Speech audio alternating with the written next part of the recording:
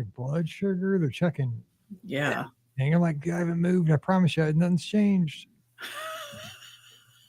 I know. That's what I told the lady. I'm like, I have not eaten a thing and I have not moved. Like the one time my blood pressure was exactly the same. Like it was 130/70, which I don't even know, like good, bad, or whatever. But I was like, it has not changed like a digit. I'm like, so I guess I'm good, huh? Yes.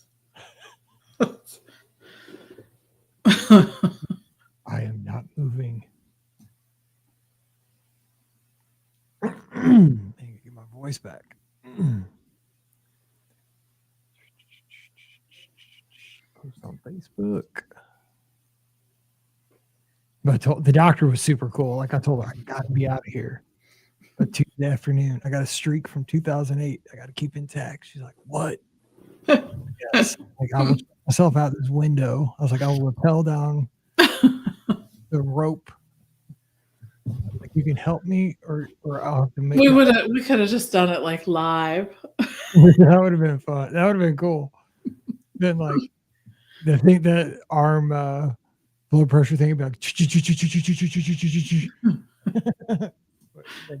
Oh, this. Hang on. Yeah. So now, real quick, they have this thing when you like get admitted, like it's like a robot checker inner. Did you ever see that? Mm-hmm. It's like a screen with a video camera, and like it just comes on like boo boo, hello, and it's a person like it's not even there to check you in. I'm like, that scared the crap out of me. I was like, what's that? I'm like, this is the craziest thing ever.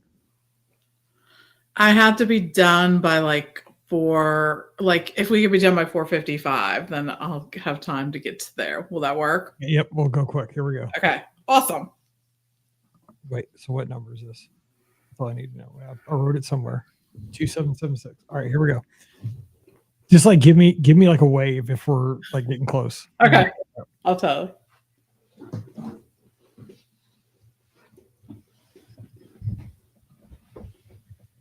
Welcome to episode 2776 of the Be Our Guest Walt Disney World Trip Planning Podcast. I'm your host, Mike Rallman from BeOurGuestPodcast.com and one of the senior agents over at the Magic for Less Travel. Happy Wednesday to you. Hope you're having a great week.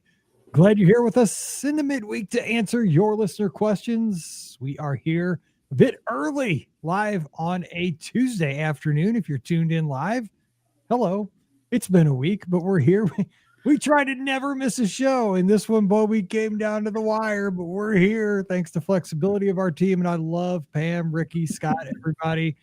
And shout out to Dr. Jody over at Barnes or at Progress West. I forgot where I was at. But yes, it was awesome. She was great because I told her I was getting out here one way or the other if I had to go out the window, or she was going to let me go. So she was awesome, and she might even, I told her to give her a shout out on the podcast. So there you go. All right, so we're here. We're going to have a great show today and answer your listener questions. Pam Forrester, co-owner of the Magic for Less Travel, here to tackle tons of questions. We got lots in the inbox today. Pam, what's going on? Happy Wednesday. Happy Wednesday. I'm glad you're here with us. Did not escape. I did, to get things going, I did put on my clothes and start walking the ward. Did laps around the halls just to let them know I was ready. Yes. Yes, we get these texts from Mike every now and then saying, hey, I can't do the podcast tonight because I'm in the hospital, but hopefully they're figuring stuff out for you. So yeah, it's one of those things, man. Well, it just pops up, but we'll figure it out. We'll get it squared away. But I always talk to the doctors and tell them, got a super important podcast, man. I mean, like, people have to know how to spend those dining credits and what park to go to. Like, I cannot leave our listeners without knowing what park to go to on a Mickey's Very Merry Christmas Party night. Like, come on, the world will stop. Yeah, let me out.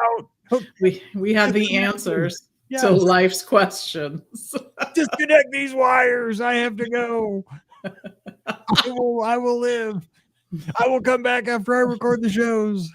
I'll take the chance. Give me the paper to sign. Anyway, we're here and we're going to have a good time. So let me get to the first question in the inbox. Thanks to everybody for all the kind words on social media as well. It's been awesome. I appreciate you guys. All right. First question is from Joe. And it says, not a question, but a tip for Mike. Oh my gosh. Well, hey, I could use all the tips in the world at this point. Hey, BOGP crew. Mike, you say you can't do Guardians of the Galaxy because it spins. I have the trick that'll fix that. My wife and I went on it, and it makes us a little nauseous. It might have been that we went on it 2 times in a row, LOL. Then we went on it another trip and tried something. If you turn your head to go whichever direction the ride vehicles are going in, it's like a regular roller coaster and you don't get sick. My wife did the exact same thing and she did not feel queasy either. You could look at all the sets here and there, but just keep your head churning whichever direction the cars are going. No motion sickness. It's like a regular roller coaster at that point. Give it a try. I hope it helps. Joe. I love that. I love that there are suggestions for us. It is still not something that I can experience often. But yeah, I hope that helps someone out there experience it because it's a really incredible attraction. It is. But guess what? I'm not getting back on it anytime soon.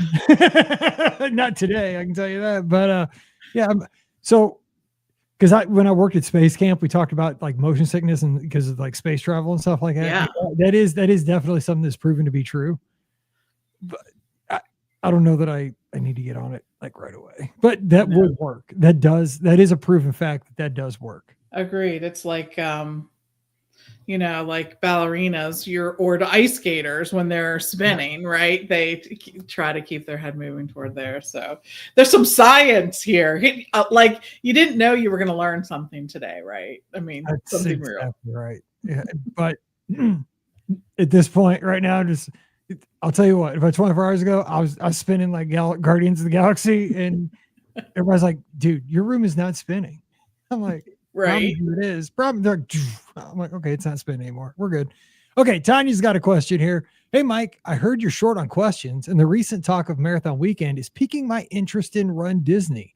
Do you know if there is a portal or any way to secure a Disney World Marathon bib for January 2026? Other marathons like CIM and such have a transfer policy. Does Disney offer the same? If not, do you know of any Facebook groups or any other portals where you can buy a legitimate bib from someone that can no longer race? I know it's a long shot, but I thought I would ask Tanya.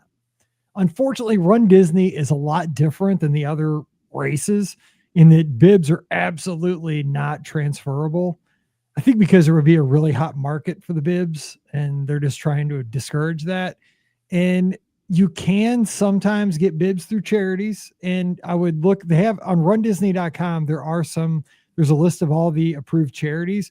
You could reach out to them because some may still have bibs. I don't think many at this point, but you never know. It can never hurt to ask, reach out. So I would look at the approved charities and maybe shoot an email or whatever to all the charities and see what you got. But you're not going to be able to transfer bibs. I know that is a big no-no with Run Disney. So that is that. Yeah. Pam, you got anything on that?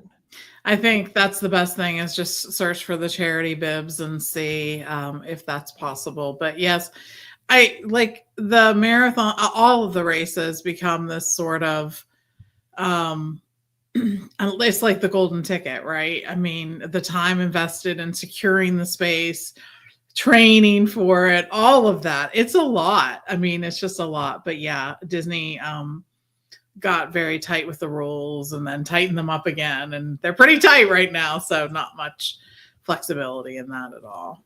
I think it'd be a big black market if you could do that because people would buy them and yes, them, and it'd be 100%. Like Ticketmaster, basically. Yes, that's 100% what would happen. Oh, our good friend Andrew's here. He says, do you think Disney will go all out with the effects for the Indiana Jones ride or be conservative based on what works and doesn't in the Disneyland version? So what are you expecting over at Animal Kingdom, Pam, with that new It's so challenging because I do really appreciate the Indiana Jones ride in Disneyland. I think it's a great attraction.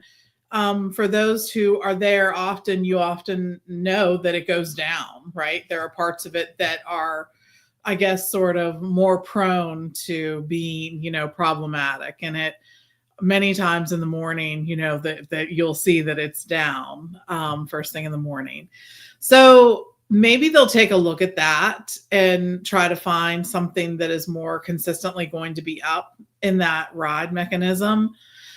And I also hope that they sort of take it another step further, honestly. And I love when Disney, I mean, it's such a popular ride at Disneyland that I absolutely see why they're, thinking of bringing this to another park over here on the East Coast, right?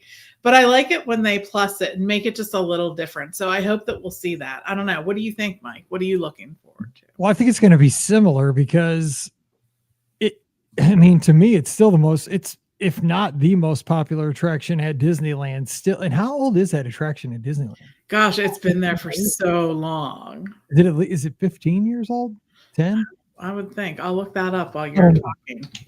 But I mean, it's still like, when I go out there now, that's like the best thing I want to ride, because I think it's very accessible to everybody, right? I mean, it's adventurous, it's an e-ticket, but I still think most people will ride it. It doesn't make you nauseous.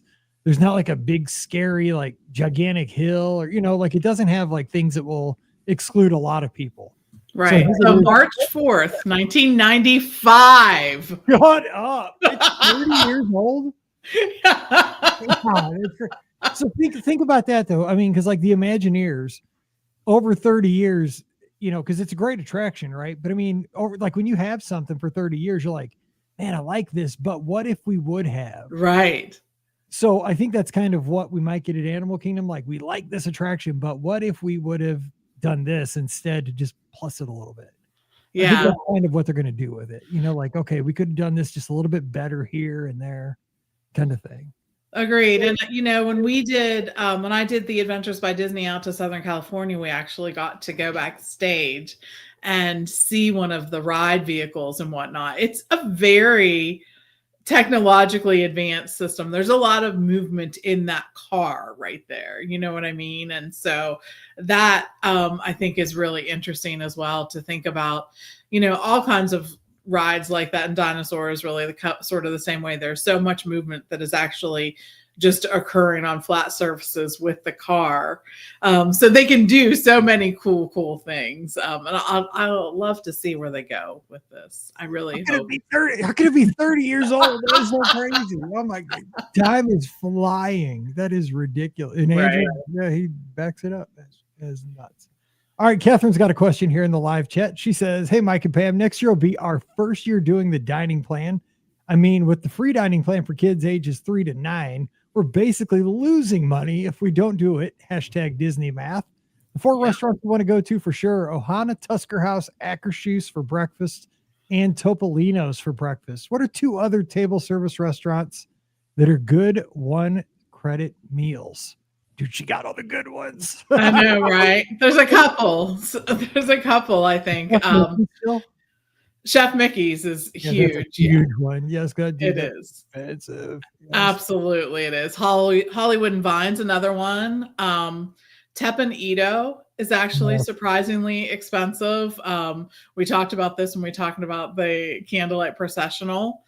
The other one, Boma, is another one to consider that, it could be. And the thing I think that you need to think about when you're considering it is not only the cost of the meal, but also the cost of the drink as well. That's something that can really, sort of add to that as well.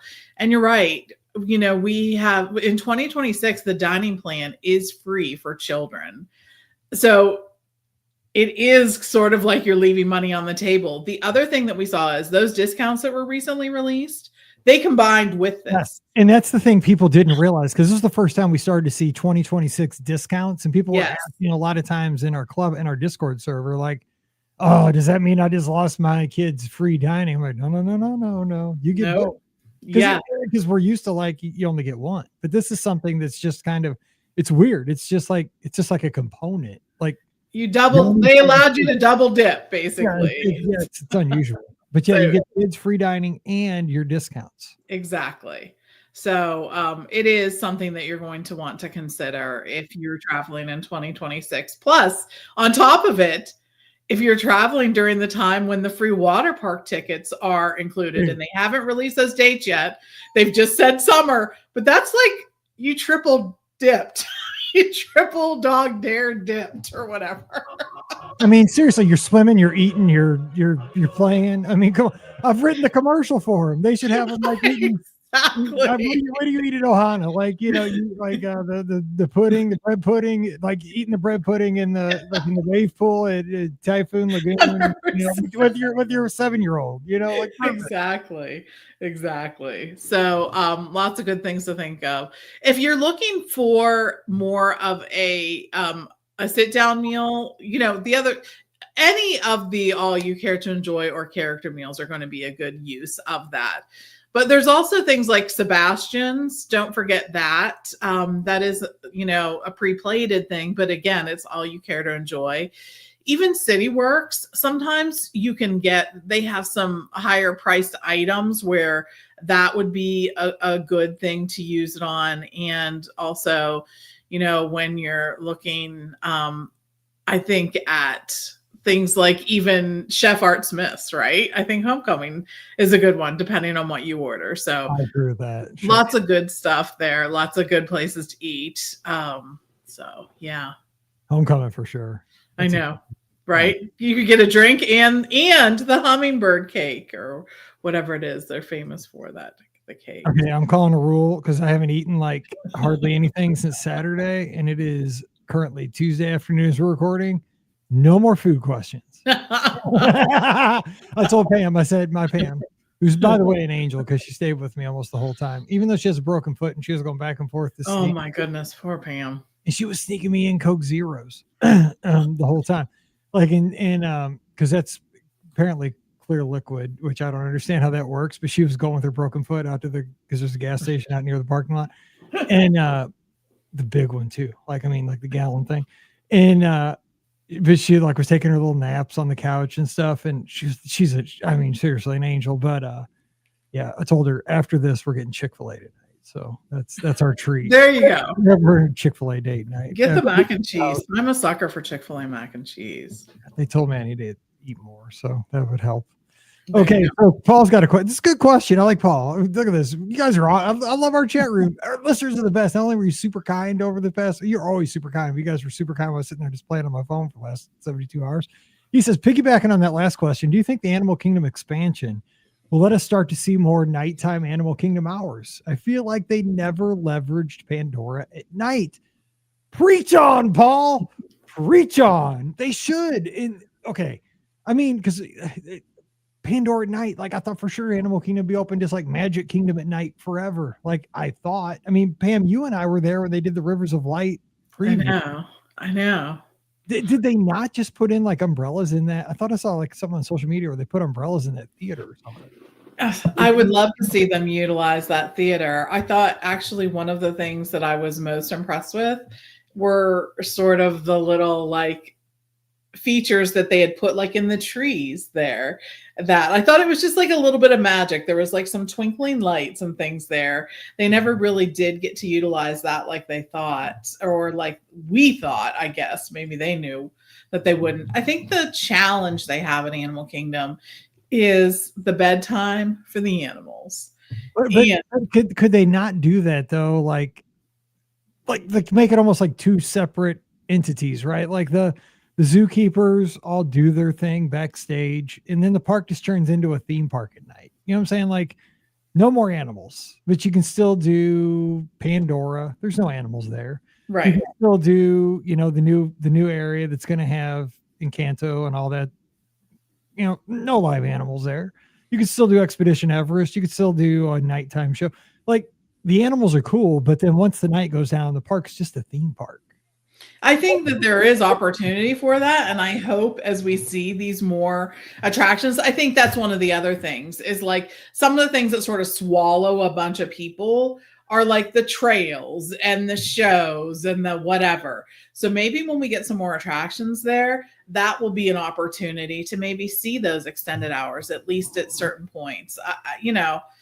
I don't know. It is a park that I think doesn't get the credit it deserves. And yet, because of the hours and the limitations, I think that prevents some people from going to it. So it's just like, it's a great park, but I think those people that have got to experience it at night, it is incredible. incredible. It is. Like, it's just like it's sitting there and it's just being underutilized. I know it's hard, but I mean, it's a banger at night, and it's a shame it's not being used. Agreed. And I think too, there were some attempts at like having some nighttime animals on the safari, like having that be part of it. Yeah, wasn't it? What was that? The honey badger or whatever. Yes, we had an errant cast member who assured us that there were honey badgers. We're like, I don't know about that. Listen, you hear him. I'm like, Yeah. I do hear him. I bought it. I'm like, I hear it. Damn. Yes, right. I know. So, anyway, the fake sunset on the safari. I know.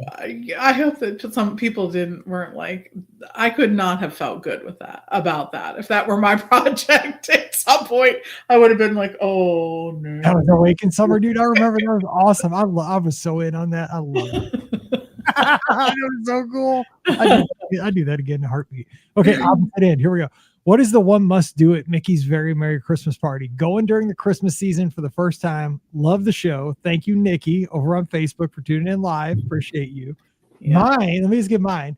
Okay. I see the toy soldiers dancing in the parade. I love it. Nothing like those toy soldiers in the parade. I mean, when I watch on Christmas, like that's it. Like from home. Toy soldiers in the parade. What about you?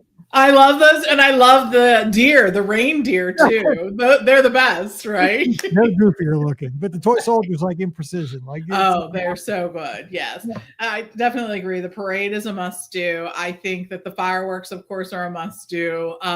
Hopefully, again, they'll have as the cookies, the Cheryl's cookies. Those are a must do. They are so good. Do because you get as many as you want. Do. 100%. I'm like, I keep saying to Steve, if we go to the Christmas party and focus on the cookies, this could turn out to be like a moneymaker for us. That's right. I mean, if you get those cookies are expensive. You get like 38 cookies and you're exactly. Yes. Agreed. The other thing is to look for some of the shows and things that they only do at the Christmas party or during that time of year. And I think just soak up all of the holiday fun. I love being there during the holidays because this is decor that I didn't have to put up. I didn't have to store it. I didn't have to move bins. I didn't have to drag it up from the basement. I didn't have to restring or figure out where in my string of lights the light isn't lit, the whole thing. So I love it. It is the most magical thing. And of course, snow on Main Street, right? Snoop. All right. Got a cruising question. About time, Lisa, down in Mobile, Alabama, which this week we are not friends. I cannot say what I usually say because it is Bama week, baby. We're going to beat you. MIZ. If you're sailing out of Port Canaveral and staying on Disney property, how far in advance should you leave before your boarding time? So here's not your boarding time, but the time you want to pull into Port Canaveral. I would say 90 minutes to 2 hours. Scott and I left way too early this last cruise. We were there way early. Like we were there before the employees almost. It was crazy with our private transfer. But I would say 90 minutes to maybe 2 hours is probably way too soon. I think 2 hours is too much. Yeah, probably 90 minutes. I mean, 2 hours to give you like a buffer if there was like a traffic accident or something, but 90 minutes, I would say. What do you think?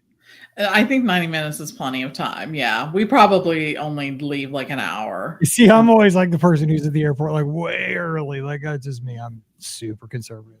Yeah. Probably an hour is good. Yeah, it is. I don't think we've ever. Yeah, I think even then sometimes we get there early because I think it's really only like 45 minutes until there. But maybe, I don't know. Maybe someone drives fast or something. I don't know. Yeah, it's about 45 minutes, I think. But I'm always like, what if? Yeah, there are times when like traffic can get there. Can get bad. It actually is. So it says, according to the Google, it says that it's 60 minutes, 59 minutes, but I don't know. It doesn't feel quite that long sometimes. So, but you're usually going in the morning, so it's usually right traffic. Once you get past that area by Disney, once you get out on I think it's the beach line. Yeah, I think it's called. All right, Matt Brown has a question from the inbox. Says a few questions from New Jersey. Hey, Mike, love the show. Longtime listener. First time reaching out with a couple of questions. Excuse me. Thank you. My wife and I are headed to Disney World during New Jersey Teachers Week and have 6 nights booked in a 5th sleeper room at Port Orleans Riverside. We have 3 kids, so rooms that sleep 5 are a must. That said, I noticed there's availability for a second half of our trip at Boulder Ridge in a studio that also sleeps 5. I'm debating on doing a split stay, 3 nights at each resort. The main reason I'm considering this is because of the Christmas decorations at Wilderness Lodge. I've heard they're incredible, and I think it could really help us get in the holiday spirit. So my first question is, in your opinion, is it worth the hassle? Would switching resorts with 3 kids be too crazy, or do you think the Wilderness Lodge holiday vibe makes it worthwhile? Also, do the resorts still handle luggage transfers? If so, how long does it typically take for the bags to be delivered to the new resort? Okay, he has a second question, but let's stop there and let Pam Forrester tell him why he needs to do the split stay. I know. So I do split stays all the time, but I will say that it is Steve and I that we utilize packing cubes and our precision packers. And so I understand for those people who probably don't travel as much as we do and, have this all down pat, that it is kind of a pain. And I get that, especially with kids. So some of the minuses in this space are that the day that you check out of one resort until you check into the next resort. And remember, when you're staying at a deluxe villa resort, your room may not be available to 4 p.m. Excuse me. So you may have a period of time where you're roomless, as you say. So just keep that in mind. The other thing is check to see when all of the decor is going to be up at the resorts, because New Jersey Week is usually in November, but at the resorts, they often don't have all of the holiday decor up until after Thanksgiving. And even then, it's not like a set thing. So just see, sometimes Disney announces that. The beauty, though, of a split stay really is that you get to experience 2 different resorts. And I'll tell you, as I check into my next resort, it's almost as if my vacation is sort of starting over again. I'm just like, yes. It's like 2 vacations in one. Yeah, it is. It is. So all of that sort of lends itself to it. The other thing is with a studio, you will have sort of a microwave in your room and a kitchenette. And so that's something to consider as well. So good luck, whatever you choose. I don't think there's a wrong answer. And here's the other part. Second question. We're arriving late on our first night. After the water park's closed, we won't be able to take advantage of the free water park admission on arrival day. But since I technically don't have I would technically have a second reservation for the split stay, would we be eligible for the water park on our transfer day? Curious how that works. Thanks so much. Your show has made my commutes to work so much more enjoyable for years. Matt from New Jersey. I love hearing that. Like how so nice. That just makes me so happy that people take us on their commutes. So thank you, agree. Matt. That just totally made my day, and I appreciate that. So yes, as long as it's during one of those windows where the water park option is available, that is one of the biggest things to do a split, because on your transfer day, it's a new reservation. Boom, it's a new check-in day. You get it. It is. And that's I think that's huge. It's a huge benefit for that too. So absolutely consider that, consider taking advantage of that. And we are so fortunate that we get to do this. We get to spread a little magic and a little joy. And that's really what makes this, I think, so rewarding for us as well. So thank you for letting us do this and being on the other end of the microphone, as they say. Yes. So. Be in your ears. Let's do one more question, because I am losing my voice. And I think we can get this one more in here. It's from Whitney. And she says, Colorado Springs. Is there a new hotel called Colorado Springs as we did the last show? How about Colorado Springs? or Animal Kingdom Lodge. I don't even know what that could be, but it says help. And I think I'm the one that needs help, and I think that's why we're going to call this the last question. So here we go. Hey, Mike and BOGP crew. We are planning a trip to Walt Disney World for March of 2026. Our traveling crew includes my family of 4. It's myself, my husband, our 8 and 10-year-olds, and my sister and her family of 4, her husband, and their 5 and 2-year-olds. My family and I are seasoned Walt Disney World travelers, but this will be my sister's family's first trip. So I'm feeling all the pressure to make this trip fantastic. We booked a 5-night stay at Coronado Springs a couple of weeks ago. We love Coronado because of the Grandestino Tower's deluxe feel and its central location. However, now spring discounts have come out, and it's now cheaper for us to stay at Animal Kingdom Lodge. For whatever reason, that discount didn't apply to the package we booked at Coronado.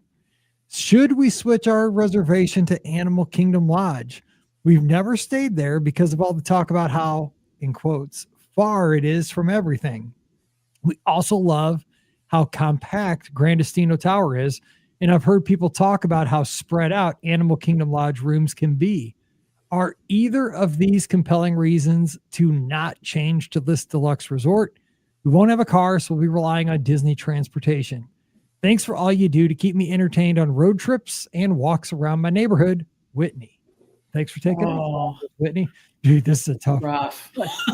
Okay. When I was reading it, and actually I do read and think at the same time occasionally. Sometimes I trip when that happens, but don't brag. I'm sitting down. Unfortunately, right now I'm sitting down. I can read and think at the same time without falling. Okay. Down. All right. Yes. Pretty good. Here's what I would say. There's two schools of thought on this. And see, I go about it exactly because I'm very egocentric on these things.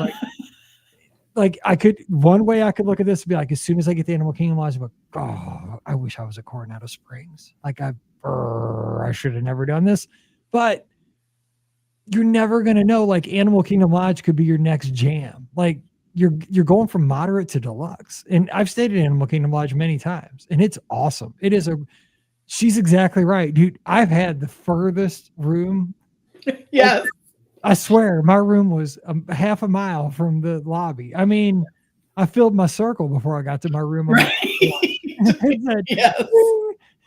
Like you've met your daily walk goal. I'm like, oh, exactly. 2 miles. That has made it to my room. What? But I mean, you might get the room that's closest to the lobby. You don't know. It's a crapshoot, but I mean, you got animals and you got really good food. You got the Mara, you got Boma, you got Jico. If you want to do a really nice night out, you got it. Honestly, once you get on a bus, what's the difference between 5 minutes to 8 minutes? I don't think you feel the difference between like 5 minutes or 8 minutes or, 7 minutes to 11 minutes. Honestly, I don't think once you're on the bus, you feel like a 5 or 7 minute difference that much. That's me. I don't know what. I don't know, man. This is really tough for me, especially really because you're bringing new people. You're bringing first timers. Awesome. And the tower is really awesome. I get it, man. I know. That's it. That's the thing. Like I was thinking about first timers and which ones they would really like. And I think for me, it would really boil down to this. Do you think that you'll really use the amenities at the Animal Kingdom Lodge? Like, will the kids and adults enjoy the animal activities and all of that? I will say, because I think the pool is sort of a wash, right? The pool at Animal Kingdom is big, but the one at Coronado is really themed and it's big too. And it has other quiet pools, that's something to think about. The transportation is kind of an issue for some. And I get that some people feel like they're on the bus for a long period of time. And I do get that. And it just sounded like you really loved Coronado. Maybe you want to share that with your family, like how much you love this thing and you know it. And there's actually value in that, I think. Taking someone to one of your favorite places in the world, I think you do feel additional responsibility, but try not to feel that responsibility and just enjoy it. Enjoy sharing everything you love about this with your family and not, in this is a lot of pressure, but in come and do this. And they might show you something that they like too. I don't think there's a wrong choice at all in this. It is really 6 on one, half a dozen on the other. That's a good point though, because they're bringing first timers and she's comfortable with Coronado. So she is kind of like the tour guide or to show around. She knows she's comfortable with Coronado, so she can she's going to be able to tell everybody like, okay, look, here's how to get to the dig site pool, and here's how we should have, grab some lunch at Siesta's, pool bar, and let's eat at Maya Grill, let's go to El Mercado. She's going to know the lay of the land. Where everybody's going to be going in blind at Animal Kingdom Lodge, which might cause an issue. I know sometimes when you're the experienced traveler, you are like the tour guide and folks look to you. So if I had to lean one way, I'd lean a little towards staying at Coronado. But if you all will use the amenities at Animal Kingdom Lodge, I would consider that too. So we've been absolutely no help. And thanks again for listening to us on the podcast, because that's what we do. Again, it's 2008, giving you absolutely no answers on listener question shows. No. Just making it more confusing for you. You're like, exactly. Providing more information. Podcast you listen to, right? And what did they say? They absolutely made me more confused than I was before I even wrote in. They provided me with information that made it harder to make my decision. We need to make a t-shirt that says that. Exactly. Like, absolutely no help at all to be our guest podcast. We just confuse people. That's all we do. Anyway, well, Pam Forrester, thanks for all the great laughs and great fun. Yes. It's so great that we got this one in. Boy, it was down to the wire. It was. Have a good meeting this afternoon as you right. go off big stuff. All right. We're going to close this one out. Don't forget, our show is always brought to you by the Magic for Less Travel. We're here to help you get those discounts on those Walt Disney World vacations for next spring. And they're pretty nice, too. I'm telling you what, man. We've saved our guests a ton of money over the last couple of weeks. It is a joy to do that. I love sending those emails saying, guess what? You're still going to Walt Disney World. It's awesome. $1,000 less. You know what? Right. You want to stay in a nicer hotel? You just want to pocket the money. I mean, whatever you want to do, it's up to you. You want to, add some days to your tickets. You want to get dining. You buy, save it, and get some more souvenirs. Whatever you want to do. But it's a joy, and that's what we do here. All of our agents, every one of them, we send these messages to each other. We get excited about it, and that's one of the best things we get to do every single day. So come on over. We'd love to help you out with your next Disney vacation. It's coming over and book your next trip with us. It costs you absolutely nothing. And if you don't get those discounts, you're losing money. So come on over. It's themagicforless.com. Put in that quote form. We'll take care of you right away.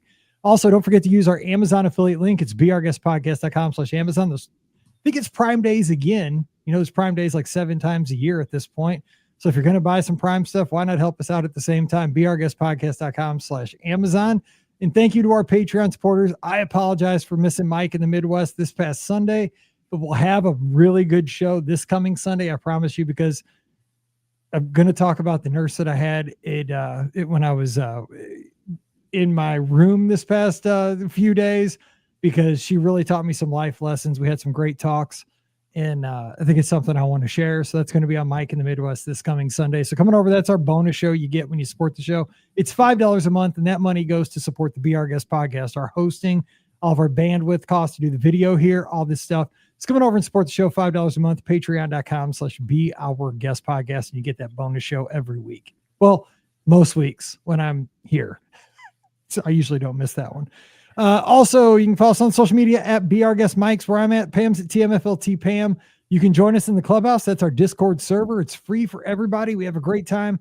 BeOurGuestPodcast.com/clubhouse. And we'll have our live call-in show this coming Sunday night, 7 o'clock Eastern, 6 o'clock Central. Scott will join me and take your calls at Facebook, YouTube, Twitter, Instagram, or Twitch. All right, time to get out of here, and we'll be back again on Friday. So join us for that. But until then, for Scott, Ricky, and Pam, I'm Mike, wishing you a great Wednesday. Stay safe, stay healthy, and we'll see you real soon. Awesome. All right. We'll feel the whole way better. I will. I'm getting there. Okay, good. Hey, all right. Thanks for being flexible. No problem. Okay. All right. Bye. All right. Bye. No, Paul, I did not run the Cowbell Marathon. I was actually in the hospital on Sunday. I was talking about it, though, to the nurses. It was going on, though. I was like, I guess this means I'm not running the Cowbell. All right. We'll stay here for a second, and I'll edit this while I wait for Ricky. Let's see. I'm trying to get a hold of Scott.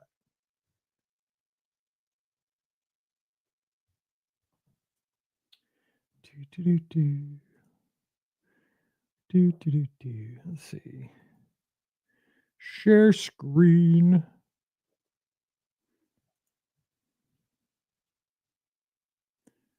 Share screen.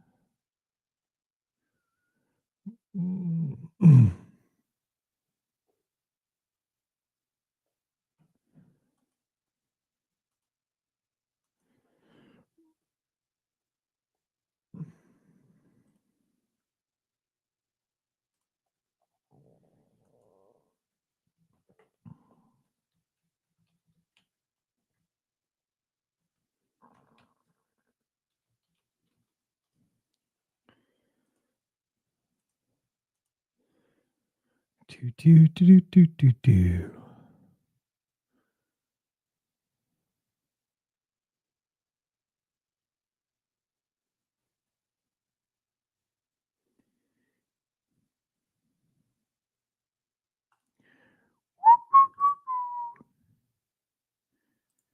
What did we what did we talk about?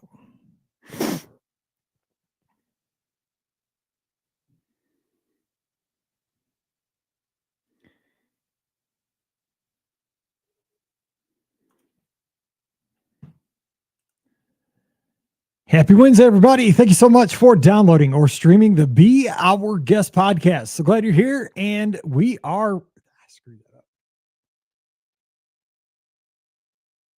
Happy Wednesday, everybody. Thank you so much for downloading or streaming the Be Our Guest podcast. Always appreciate it when you take the time to listen to our show here in the midweek. Of course, it is time for your listener questions. Guess who showed up? That's right, Pam Forrester. She's here, and we are tackling your listener questions. We got some great questions today about the Disney dining plan and great one credit uses for those dining plan credits coming up here in 2026. We think we found some bangers for that. We also talk split stays. Should you do a split stay between Riverside and Boulder Ridge around the holidays? We said yes, and we gave some reasons why. We also talked about making a switch from Coronado Springs to Animal Kingdom Lodge. Yay or nay on that?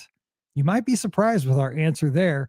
This and much more coming your way on today's show. Don't forget, today's podcast brought to you by the Magic for Less Travel. We'd love to help you plan your next Walt Disney World, Disneyland, Disney Cruise Line, or Adventures by Disney vacation for no additional cost to you. Check out all the details today over at themagicforless.com. Please also use our Amazon affiliate link when you shop online. That one extra click supports everything we do throughout the year. It's beourguestpodcast.com/Amazon. And thank you so very much to our Patreon supporters. You guys are the all-stars that keep us on the air. So a very big thank you to you. You can support us as well, just $5 a month. And for that support, you get a bonus show called Mike in the Midwest. Come over this week. We'd sure love to have you. Patreon.com/beourguestpodcast. Whew. I'm tired.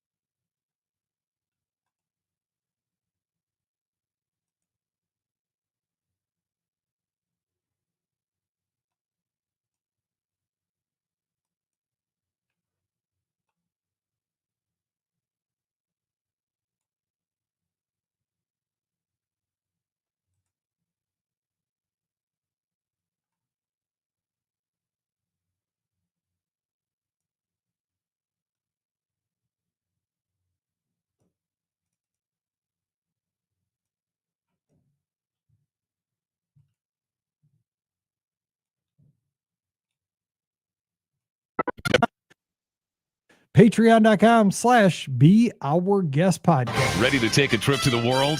You found the Be Our Guest Walt Disney World Trip Planning Podcast. This is where your memories come front and center on our podcast stage.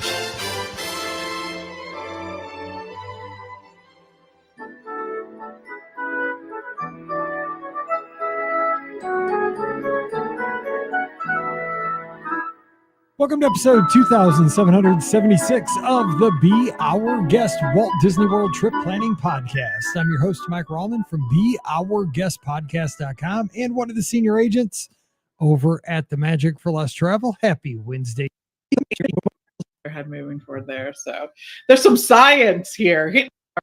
Mac and cheese. I'm a sucker for Chick-fil-A mac and cheese. I don't have all of the holiday decor up until absolutely nothing. And if you don't get those discounts, you're losing money. So come on over. It's themagicforless.com. Put in that quote form. We'll take care of you right away. Also, don't forget to use our Amazon affiliate link. It's beourguestpodcast.com/Amazon. I think it's Prime Days again. You know, those Prime Days at Facebook, YouTube, Twitter, Instagram, or Twitch.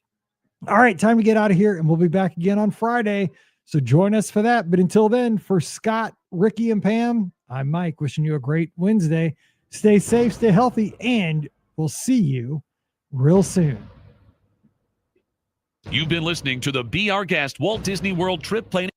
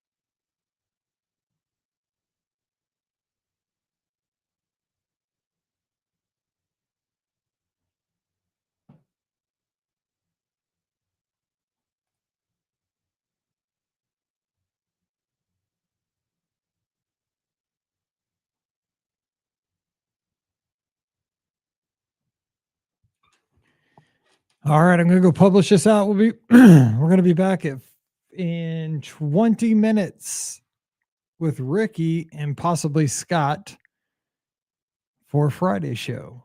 So I will be back in 20 minutes. Catch y'all later in 20.